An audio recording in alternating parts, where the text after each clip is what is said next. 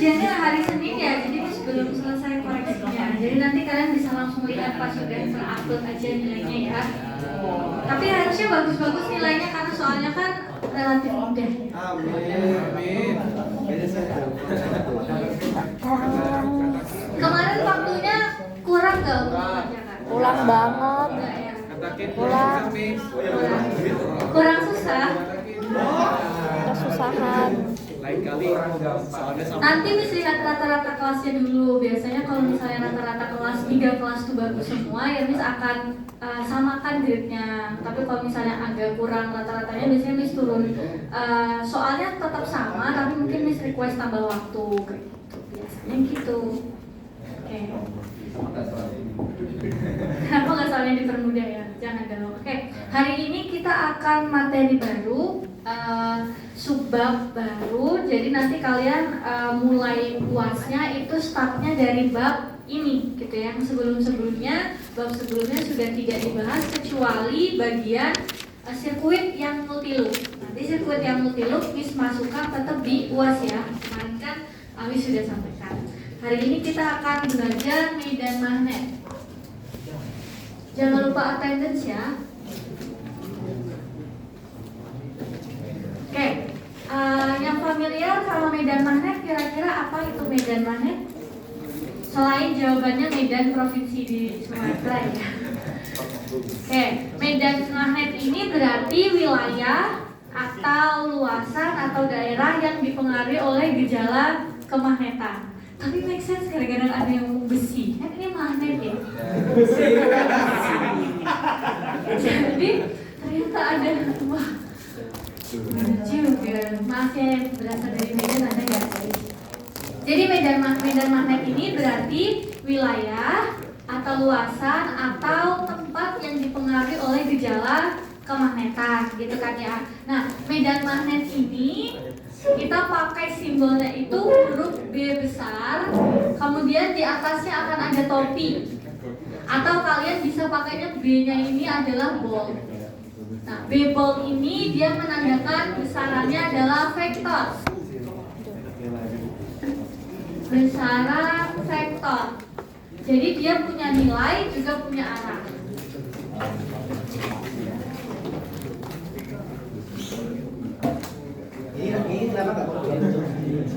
Oke, jadi medan magnet itu notasinya kita pakainya B. Dia adalah besaran vektor, selain punya nilai, dia juga punya arah.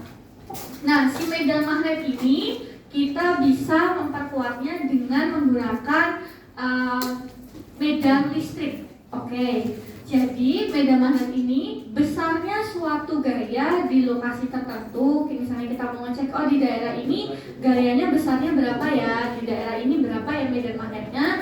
Itu kita pakainya adalah FB atau gaya medan magnet dengan satuan Newton. Nah, untuk cari berapa besar gayanya, makanya lagi batuk-batuk sama ya, masih kayak membentuk nada. Nah, gayanya ini dinotasikan sebagai Q dikali kecepatan cross B.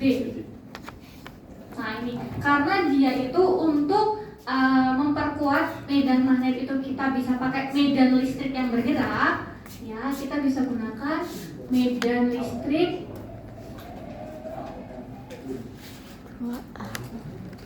yang bergerak. Nah, kalau misalnya muatan listrik.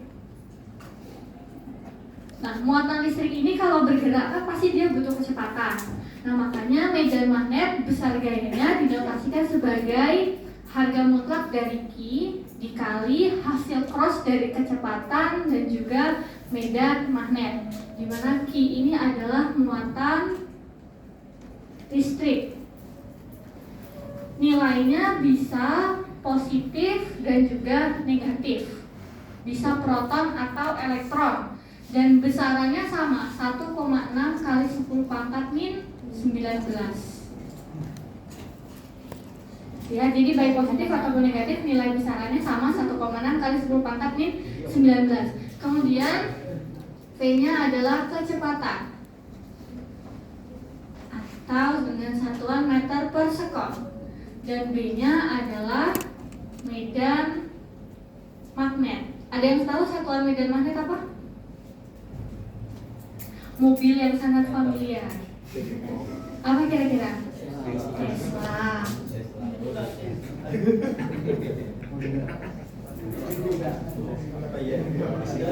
Satuannya medan magnet itu adalah Tesla. Oke, sampai sini aman? Nah, ini untuk misalnya dicari berapakah gaya medan magnet di mana gitu. Berarti hasilnya adalah F sama dengan Q dikali F cross B. Nah, F cross B ini hasilnya dia akan membentuk sudut.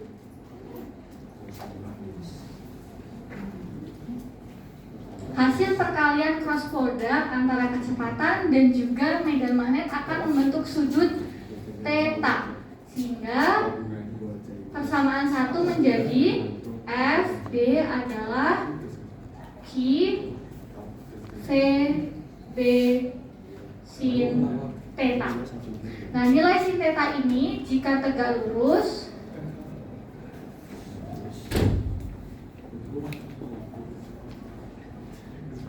sinnya 90 derajat, sehingga nilainya adalah 1. Maka persamaannya bisa menjadi F B Q F B.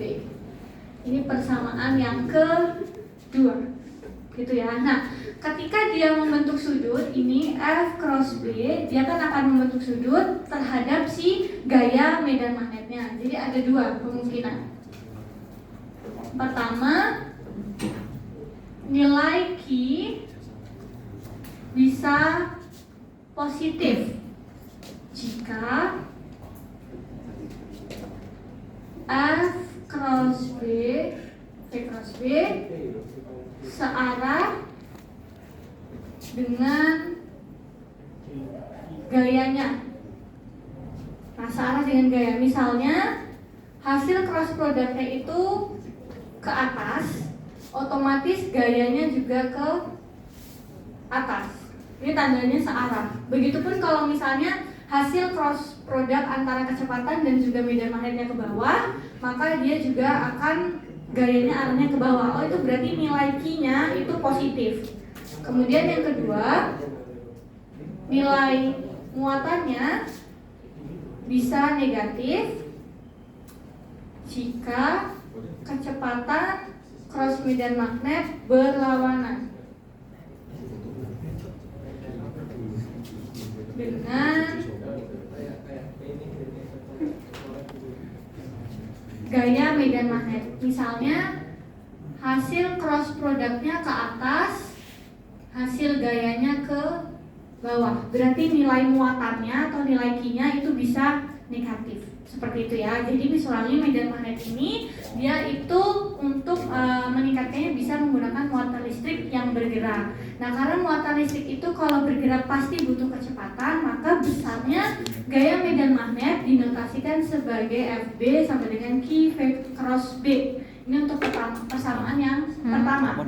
Q-nya itu muatan listrik, B-nya kecepatan, B-nya medan magnet, gitu ya. Kemudian untuk satuannya nanti bisa kalian sesuaikan. Kalau muatan harus kolom, kecepatan harus meter per second, medan magnet harus Tesla.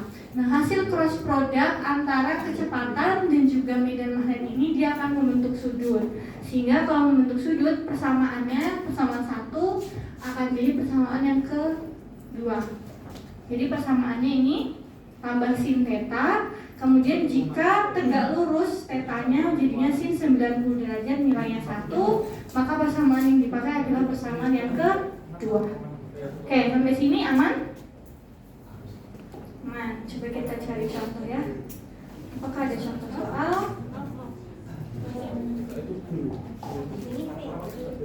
Nah, ini contoh soalnya.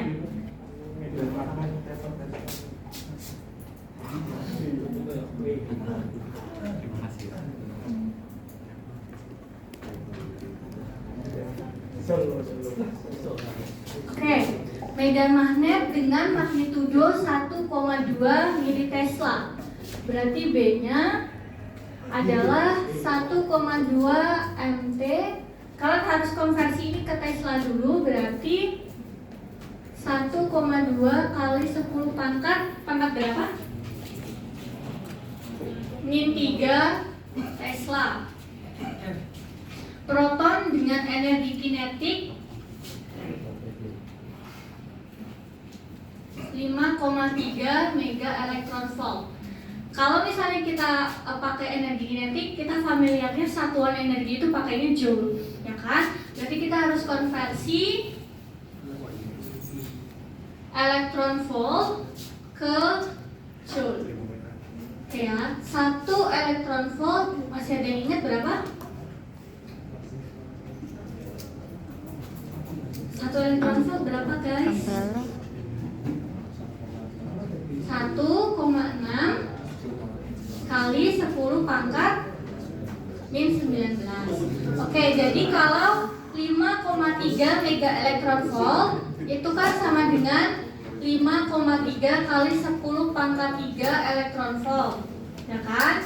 Jadi kalau dikonversi ke joule, energi kinetiknya adalah 5,3 kali 10 pangkat 3 elektron volt dikali 1,6 kali 10 pangkat min 19 joule. Oke, berarti energi kinetiknya adalah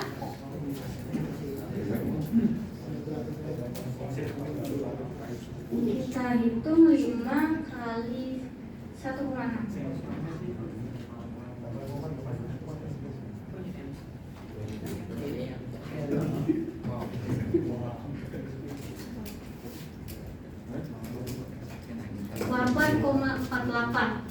8,48 dikali 10 pangkat min 16 joule. Oke, kita sudah punya energi kinetik dengan satuan joule. Kemudian kita punya medan magnet dengan satuan Tesla. Ya. Kemudian dari soalnya, gaya pembelok magnetnya berapa jika massa proton? Massa proton atau MP sebesar 1,67 kali 10 pangkat min 27 kilogram. Kita nggak ada nama baru guys. Oke. Kemudian yang ditanya berapa gaya medan magnetnya? Berarti F B adalah Q kecepatan B sin theta. Dengan asumsi berarti tidak ada nilai sudutnya, berarti dia tegak lurus kan ya. Berarti nilainya itu 1. Berarti Q V B. Oke. Nilai kecepatan kita nggak ada, kita cuma punya nilai B sama IK. Kemudian B kita punya. Nah di sini ada massa proton. Kalau misalnya nilai Q muatan listrik, kita pakainya proton atau elektron dengan nilai 1,6 kali 10 pangkat min 19.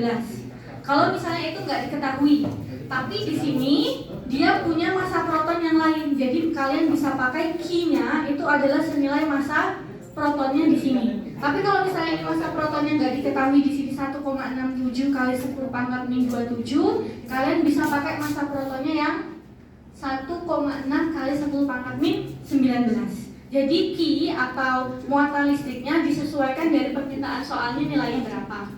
Jadi kita masukkan 1,67 kali 10 pangkat min 27. Oke, kita kecepatannya belum punya ya. Kita cari dengan modal energi kinetik. Kalau di fisika 1 atau di SMA, kalian familiar energi kinetik adalah setengah mv kuadrat. Ini kan ya. Energi kinetiknya tahu, masanya tahu, kita cari kecepatannya. Berarti v kuadrat adalah energi kinetik dibagi massa dikali 2 ini ya. 2 kali energi kinetik dibagi massa. Jadi V-nya adalah akar 2 EK per M. Jadi kecepatannya adalah akar 2 dikali 8,48 dikali 10 pangkat min 16 dibagi 1,67 dikali 10 pangkat min 27. Oke, kita hitung.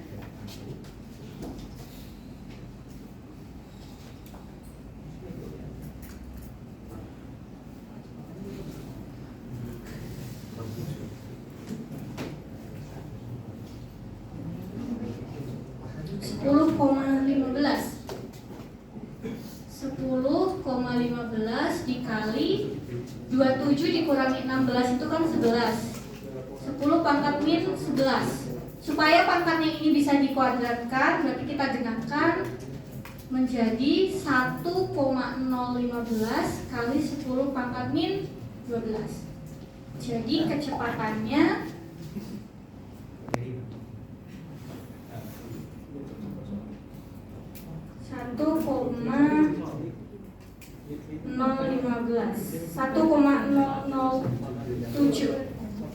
1,007 kali 10 pangkat min 6 meter per second. Kita masukkan kecepatannya di sini.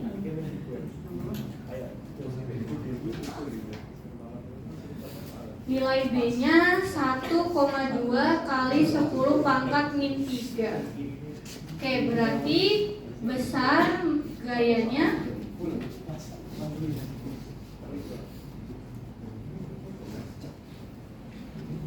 Oke. 1,67 dikali 1,007 dikali 1,2 2,01 dikali 10 pangkat ini 11 pada 12 ini 6 10 pangkat min 24 Newton. Oke, disulangin ya. Di soal ini kita punya medan magnetnya 1,2 mili Tesla. Kalian harus ubah satuannya jadi Tesla dikali 10 pangkat min 3. Kemudian kalian punya energi kinetik atau EK dengan satuan mega elektron volt. Dikonversikan dulu ke elektron volt dikali 10 pangkat 3. Kemudian umumnya energi kinetik itu bersatuan joule. Jadi harus konversi elektron volt ke joule. 1 elektron volt itu 1,6 kali 10 pangkat min 19 joule. Jadi energi kinetiknya kalau kita konversi, kalikan aja nilainya yang elektron volt dengan nilai konversinya. Jadi 5,3 dikali 10 pangkat 3 dikali 1,6 kali 10 pangkat min 19. Hasil energi kinetiknya 8,48 kali 10 pangkat min 16 joule. Jadi satuannya sudah joule, gitu ya. Kemudian di soal kita tahu massa protonnya adalah 1,67 kali 10 pangkat min 27. Kita diminta untuk mencari besar gaya magnetnya dengan persamaan QV kali B. Nah, kemudian di sini kita kan punyanya cuma B sama Q atau muatan listriknya. Ya, kalau misalnya di sini muatan listriknya kita cuma punyanya massa proton, yang dipakainya adalah massa protonnya. Tapi kalau kita nggak ada massa protonnya, kalian bisa pakai nilai muatan listriknya itu proton adalah 1,6 kali 10 pangkat min 19. Nah, untuk cari kecepatannya di sini kita pakai persamaan energi kinetik sama dengan setengah mv kuadrat. Ya, kemudian secara matematis kita persamaannya menjadi kecepatan sama dengan akar 2ek per m. Dimasukkan semua nilainya, dapatlah kecepatannya 1,007 kali 10 pangkat 6 meter per second. Nah, nanti kalian bisa cek perhitungannya, tapi kurang lebih mendekati 1,007 kali 10 pangkat 6 meter per second. Kemudian kalau sudah dimasukkan nilai kecepatannya di sini, berarti hasil kali dari muatan, kecepatan sama medan magnet, sehingga dapat gayanya adalah 2,01 kali 10 pangkat min 24 Newton. Gitu. Ada yang mau ditanyakan dulu? Itu yang energi kinetik itu kan megawatt, makanya harusnya pangkat 6 ya, 10. Iya ya. Bentar. Ininya ya. Iya. Pangkat 6. Mega elektron ke volt itu berapa sih? 6 ya? Iya, 6 benar. Berarti harusnya 10 pangkat 6 min 19 min 13 ya?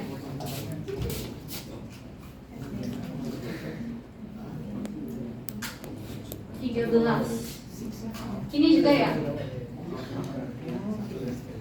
13 sama 27 berarti berapa? 14 ya?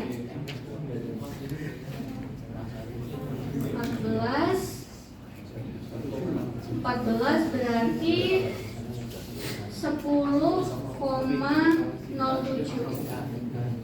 14. Ini 14 10,07. Oke, kita cek dulu.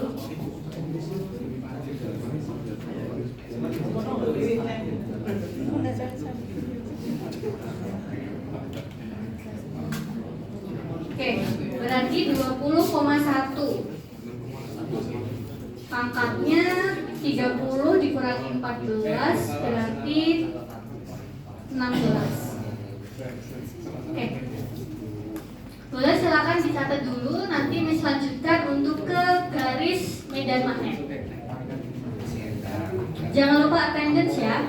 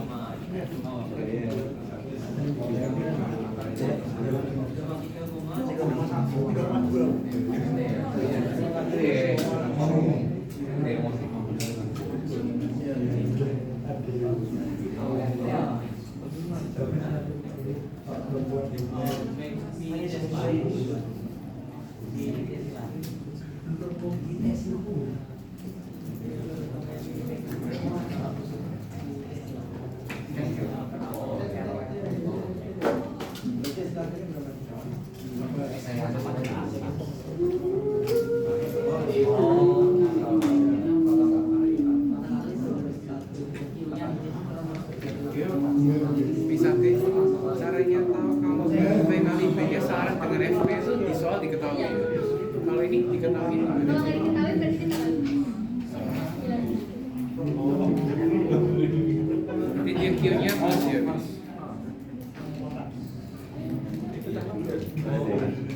udah selesai nyatetnya? Apa? V-nya itu belum doakan ya sih? Kan kalau di akar kan berarti kan harusnya. Nah, ngakalinnya kayaknya masih salah.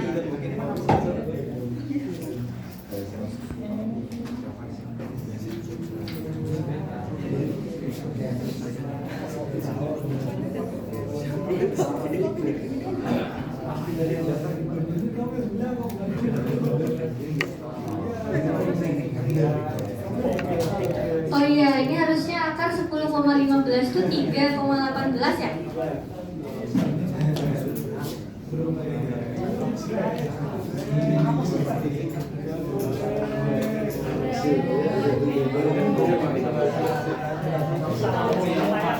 Terima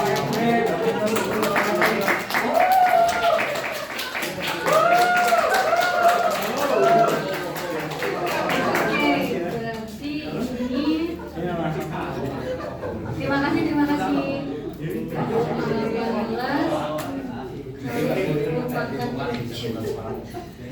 Nah, hitung lagi.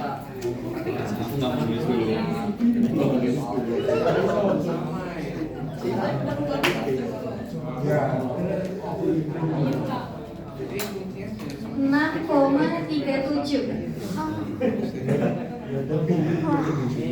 Sepuluhnya pangkat 23.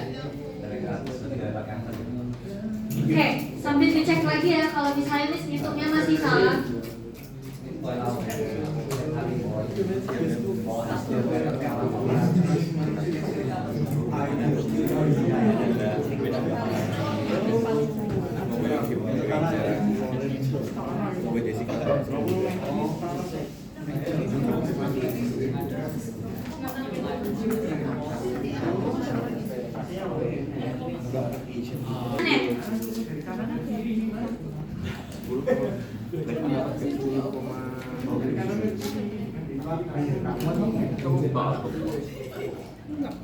Oke, kalau kita gambar magnet misalnya utara selatan, kemudian kalian gambar garis seperti ini. Oke, bisa ambil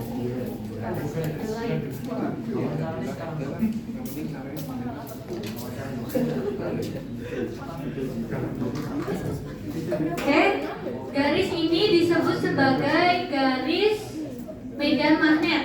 Ya, jadi garis yang muncul dari magnet ini disebutnya adalah garis medan magnet. Nah, kemudian garis atau medan magnet yang ada di ujung yang semakin rapat ini menandakan nilai dari kemagnetannya semakin besar.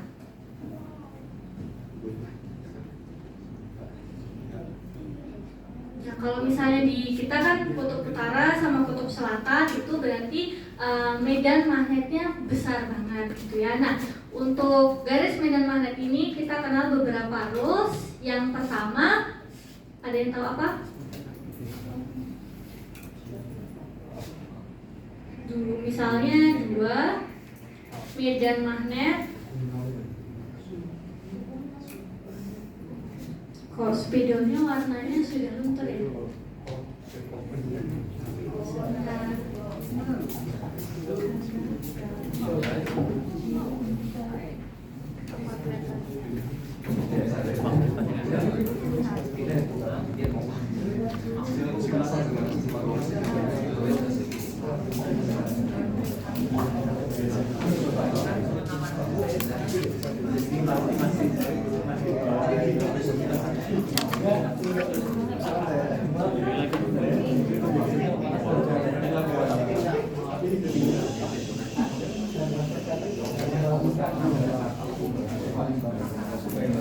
Oke, yang pertama, jika dua magnet sekutub didekatkan, yang terjadi apa berarti? Tarik menarik atau tolak menolak? Tolak menolak. Jadi kalau ada dua magnet sekutub didekatkan, maka dia akan tolak menolak. Kalau digambarkan garis medannya, misalnya magnet utara selatan, dia akan punya garis medan seperti ini dari utara ke selatan. Kemudian kalau misalnya magnet ini didekatkan dengan magnet yang lain, dengan selatannya, kutubnya didekatkan dengan kutub selatan, kan akan seperti ini. Ya, dia akan sendiri-sendiri seperti ini ya. Jadi magnet utara selatan didekatkan dengan magnet selatan utara, dia akan tetap seperti ini atau tolak menolak. Beda case-nya ketika dua magnet beda kutub didekatkan, berarti akan tarik menarik.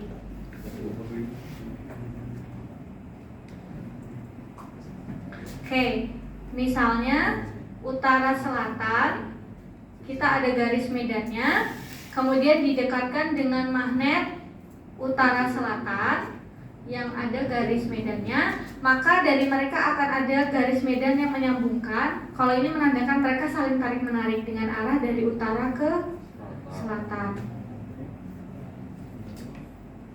Seperti ini ya. Kemudian yang ketiga, garis medan magnet punya jalurnya sendiri.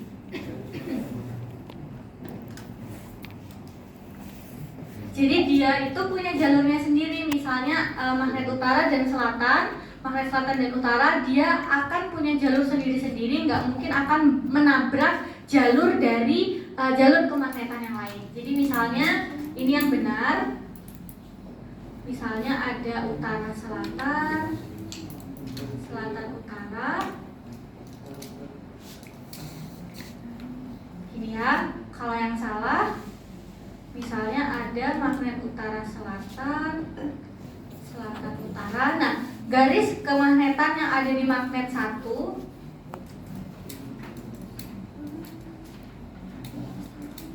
itu nabrak ke magnet yang kedua.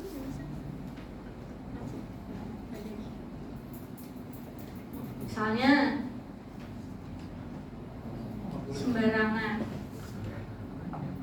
Nah, ini nggak boleh.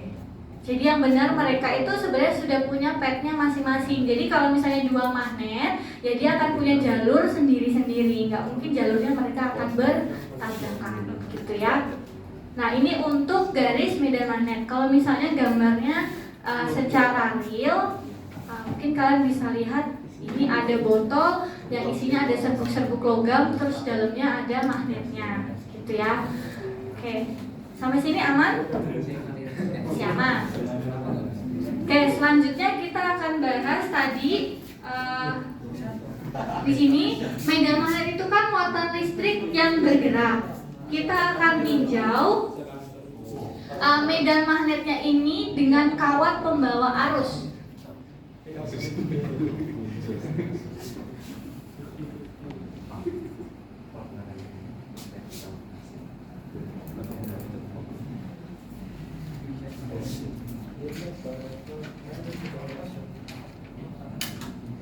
Oke, kita akan tinjau medan magnet pada kawat pembawa arus. Jadi misalnya ada kawat,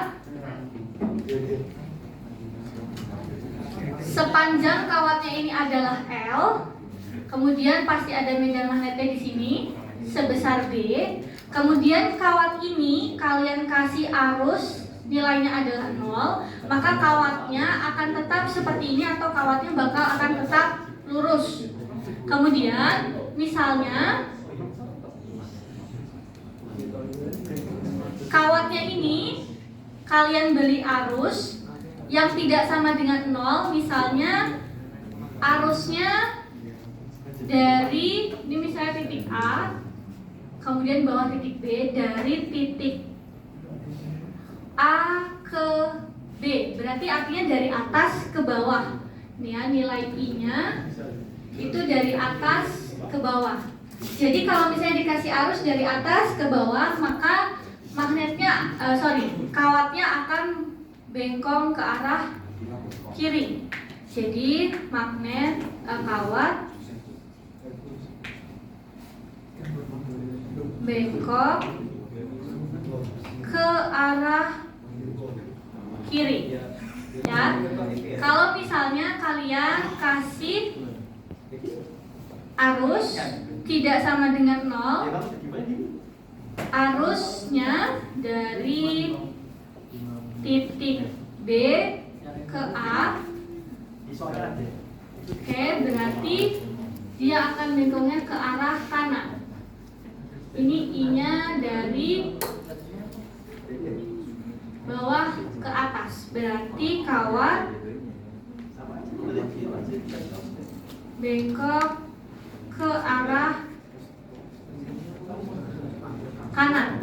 Ya, karena medan magnetnya ini berhubungan dengan arus, berarti kita akan pakai yang namanya current atau I dengan satuan ampere. Kalau misalnya kalian ambil salah satu sampel dari kawat ini, misalnya kawatnya ini punya medan magnet B sepanjang L, kemudian misalnya dikasih arus ke bawah sebesar I, kemudian di sini saat arusnya, arus itu kan muatan yang bergerak, ya kan? Kalau muatan yang bergerak dari atas ke bawah, berarti kan dia juga kecepatannya dari atas ke bawah. Misalnya dia punya kecepatan sebesar V, kemudian di sini ada gaya magnetnya. Nah, otomatis sepanjang ini, sepanjang kawat L ini akan punya gaya medan magnet sendiri dengan notasi gaya medan magnet. Notasinya adalah FB juga. Jadi sama FB dan FB, hanya saja nanti dia akan pakai komponen arus. Nah, kita tinjau dulu selama proses muatannya bergerak dari titik A ke titik B, pastikan butuh waktu atau T. Nah, waktunya itu kan pasti akan mempertimbangkan seberapa panjang sih kawatnya ini gitu kan. Berarti akan mempertimbangkan panjang kawat dan seberapa cepat, sehingga waktunya adalah L per V, ya. Ini yang harus diperhatikan yang pertama. Kemudian karena dia adalah arus adalah muatan yang bergerak, jadi kita bisa tulis I adalah dq per dt, sehingga dq adalah I dt, atau Q adalah I kali T, di mana T-nya ini adalah persamaan A.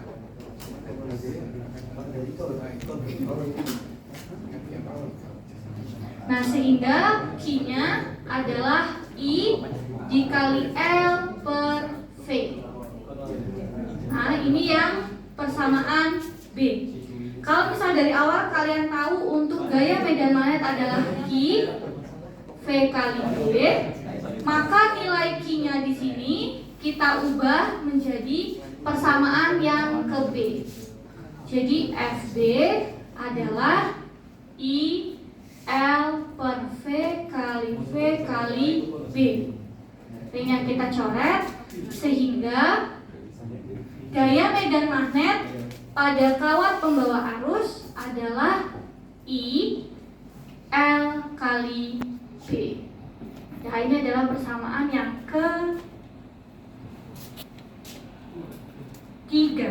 ketiga. Dengan I adalah arus ampere, L adalah panjang kawat, satuannya harus meter. Oke, Miss ulang ya. Jadi medan magnet pada kawat pembawa arus ini, sampelnya kita taruh kawat, dikasih arus dan juga tidak dikasih arus. Kalau dikasih arus, otomatis kawatnya akan tetap jadi kawat lurus. Kalau misalnya diberi arus dari atas ke bawah, dari bawah ke atas, nah akan ada case-nya dia bengkok ke kiri atau bengkok ke kanan. Nah, kemudian kalau kita ambil satu sampel dengan kalian close atau besarkan bagian yang ada titik-titiknya ini, otomatis karena arus itu adalah muatan yang bergerak, berarti muatannya bergerak dari titik A ke titik B dengan kecepatan tertentu. Nah, waktu dia bergerak itu kan pasti butuh waktu. Waktu untuk sampai dari titik A ke titik B bergantung pada panjang kawatnya berapa sama kecepatannya berapa. Jadi bisa dinotasikan waktunya adalah L per V. Kemudian kalau kita definisikan arus adalah perubahan muatan terhadap waktu, matematiknya kita tulis I adalah dq per dt. Jadi kalau mau nyari dq adalah I kali dt, atau Q-nya adalah I kali T. T-nya kita ganti persamaan yang A, jadi nilai Q-nya adalah I kali L per V. Nilai Q yang di sini kita ganti ke Q yang ada di persamaan medan magnet yang nomor 2. Jadi I L per V kali B. V-nya dicoret, jadi F-nya adalah I kali L kali B.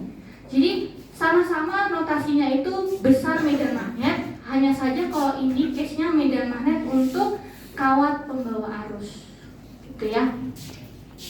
Bisa dulu? Oke.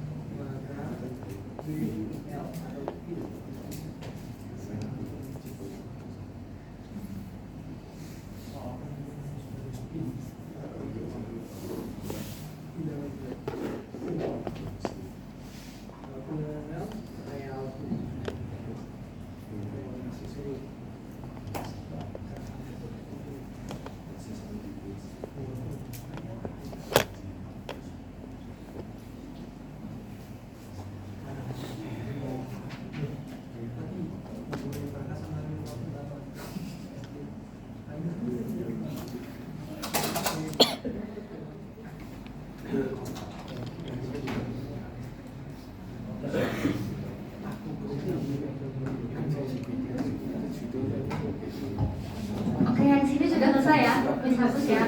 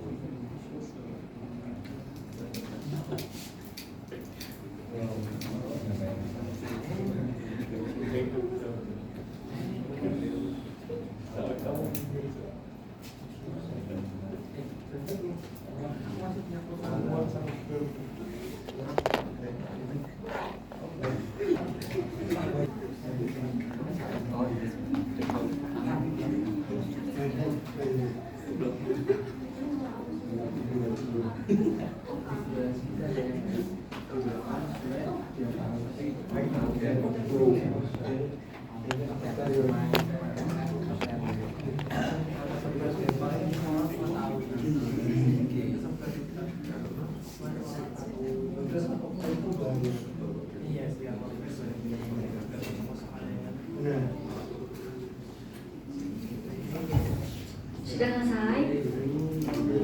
Oke. Selanjutnya kita akan bahas medan magnet akibat arus di beberapa jenis kawat. Kalau misalnya ini kan kita bahasnya untuk satu kawat aja. Nah, jenis kawatnya itu ada banyak. Ada 5. Ya, jadi Miss gak akan jelasin cara penurunan rumusnya, nanti kalian akan ngantuk mungkin ya. Jadi langsung akan Miss berikan aja persamaannya apa. Jadi yang pertama, medan magnet akibat arus untuk kawat tidak berujung. Oke.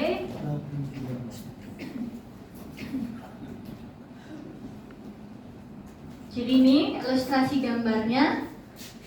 Ini nilai B-nya. Untuk kawat tidak berujung, medan magnetnya itu sebesar μ0 I per 2 pi R. Oke. Nah, di sini berarti I adalah arusnya, harus ampere, kemudian R-nya itu adalah jari, harus satuannya meter. Kemudian μ0 ini tetapan permeability, Jadi nilainya 4pi kali 10 pangkat min 7 Tesla meter per ampere. Kalau misalnya kalian nulisin notasinya cuma pi doang gini nggak apa-apa. Tapi kalau misalnya mau pi-nya dimasukkan nilainya juga boleh. Jadi mu nolnya adalah 1,56 kali 10 pangkat min 6 Tesla meter per ampere. Jadi boleh langsung nilai yang pi-nya kalian masukkan 3,14 atau ya pi aja, karena nanti kan misalnya kalian masukkan di sini 4pi, pi-nya bisa dicoret dengan 2pi yang di bawah. Jadi ini bebas kalian mau makainya mu nol yang pertama atau yang kedua, ini nggak masalah. Oke, kemudian yang kedua, selain kawat tidak berujung, ada kawat lurus. Nah ini ada penurunan rumusnya. Kawat lurus. Mau kita turunkan persamaannya? Oke, berarti ini akan ada kawat lurus. Kemudian di sini ada titik P untuk ngecek medan magnetnya. Yang jarak titik P-nya ini sejauh R. Oke, kita ambil satu sampel di sini senilai ds. Ini R, theta, ini panjangnya S. Nah, jadi untuk kawat lurus nilai B-nya adalah mu 0 I per 4 PR. Semua definisinya sama. I-nya adalah arus, satuannya ampere, R-nya jari-jari atau panjang kawat ke titik P.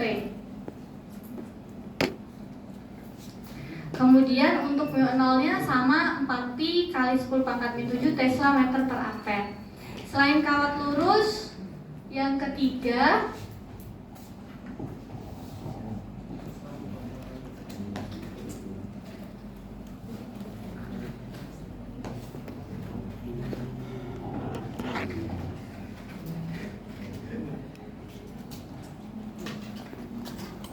ada kawat melingkar yang di bagian luar. Kawat melingkar, ini kita cek bagian luar. Artinya kalau bagian luar berarti letak medan magnetnya ini ada di luar dari kawatnya. Ini misalnya kawatnya di sini, berarti ini adalah si medan magnetnya. Oke. Ini jaraknya sebesar R, PR kecil. Oke, untuk kawat melingkar bagian luar, ini medan magnetnya ada di luar, itu mu 0 I per 2pi R kecil. Ya, R kecil ini untuk jari-jari dari titik tengah ke medan magnet bagian luar. Nilai I adalah arus ampere, R kecilnya adalah jari-jari atau jarak titik tengah ke medan magnet luar. Ini harus meter. Oke, mu nolnya masih sama 4pi kali 10 pangkat min 7 Tesla meter per ampere. Kemudian yang keempat, untuk kawat melingkar bagian dalam, berarti medan magnetnya ada di dalamnya si kawat tersebut.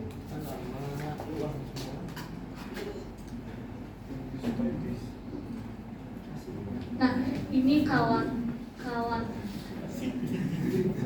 Yang ini kawat. Oke, dia punya dua jari-jari. Jari-jari yang pertama dari titik tengah ke medan magnetnya, berarti itu R kecil.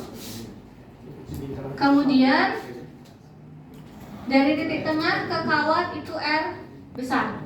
Sehingga nilai medan magnetnya adalah mu 0 I per 2pi R besar kuadrat kali R kecil.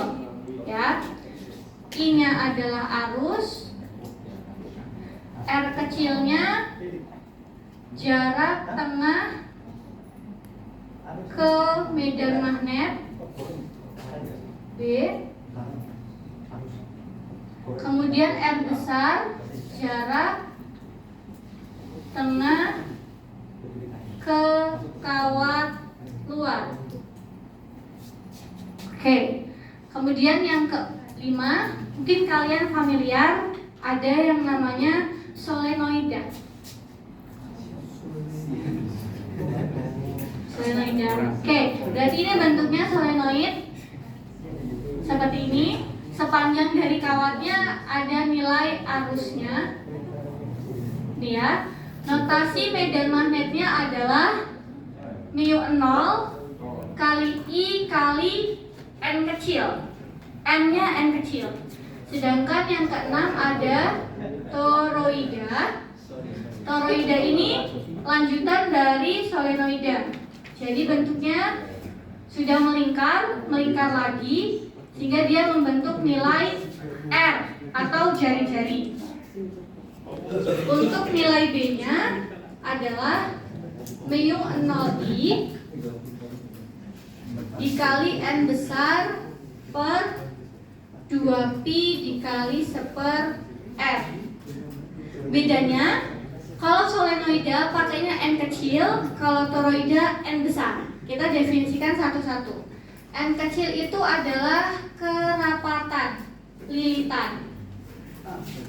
Kerapatan lilitan ini bisa didapatkan dari jumlah lilitan setiap panjang. Jadi N besar adalah jumlah lilitan, L-nya itu adalah panjang, dan R adalah jari-jari toroidanya berapa. Gitu. Kayak misalnya ya. Jadi untuk medan magnet akibat arus nanti ada 4 case kawatnya itu bentuknya seperti apa. Nah, kalau kawat gak berujung, kalian bisa pakai persamaan ke 4. Kalau kawat lurus bisa pakai persamaan ke-5. Kawat melingkar bagian luar itu 6. Kawat lingkar bagian dalam 7. Solenoid 8. Toroida 9. Wah, nanggung banget, 31 lagi 10. Tapi apa persamaannya?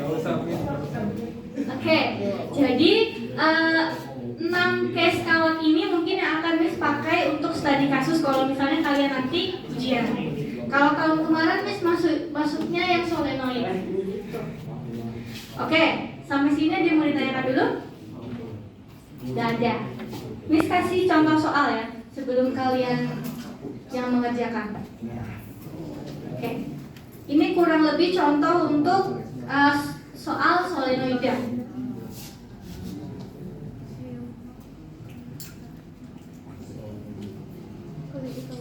Solenoid punya panjang 1,23 meter, diameternya 3,55. Aliri arus listrik 5,57 ampere. Sebuah solenoid terdiri dari 5 lapis, memiliki 850 lilitan sepanjang L. Berarti jumlah lilitannya 850 lilitan. Ini ada 5 lapisan. Ya, lapisnya ada 5. Jadi kalau solenoid itu μ0 I kali N, berarti N-nya ini kita cari dulu N besar per L besar. Nah, N besar ini kan jumlah lilitan, berarti 850. L-nya panjangnya 1,23. Tapi di sini kita lihat dia 5 lapis, berarti akan kita kali lagi dengan 5. Karena kerapatannya itu ada 5 lapisan. Tapi kalau misalnya dia nggak ada berapa lapis, ya berarti tinggal hasil dari jumlah lilitan per panjang aja. Kita cek siapa ngomongnya apa sih? 850 dibagi 1,23 dikali 5. 3455,28. Oke, disulangi ya. Untuk solenoid kita pakai persamaan 8 mu 0 kali I kali N kecil, di mana N kecil ini adalah kerapatan lilitan. Kerapatan lilitan bisa didapatkan dari jumlah lilitan per panjang. Jadi kita masukkan nilai jumlah lilitannya 850, yang panjangnya 1,23 meter. Karena di soal mentionnya 5 lapis, berarti kita kalikan lagi dengan 5, hasilnya 3455 kali 0,28. Jadi B-nya mu 0-nya tetapan, Miss pakai 1,26 kali 10 pangkat mu 6. Arusnya 5,57. N-nya 3455,28. Jadi B-nya adalah banyak juga. 1,26 dikali 5,57 dikali 3455,28. 24249 24249,84 dikali 10 pangkat min 6 Tesla. Oke. Silakan dicatat dulu. Sambil kalau misalnya ada yang mau ditanyakan, silakan ya. Sambil kalian mencatat, minggu depan kita GSLC ya. Yes, akhirnya Miss biasanya nggak akan ngasih tugas kalau GSLC. Jadi biasanya baik Miss, terima kasih gitu. Tapi tugasnya berarti sekarang.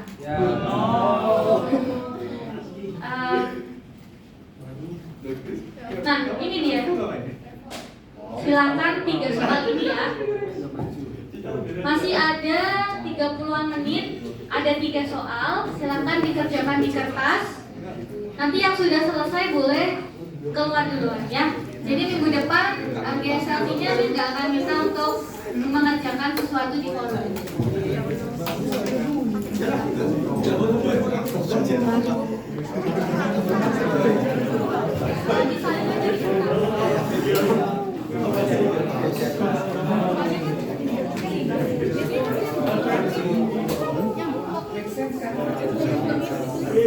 Mas, mau nggak Mas? Mas.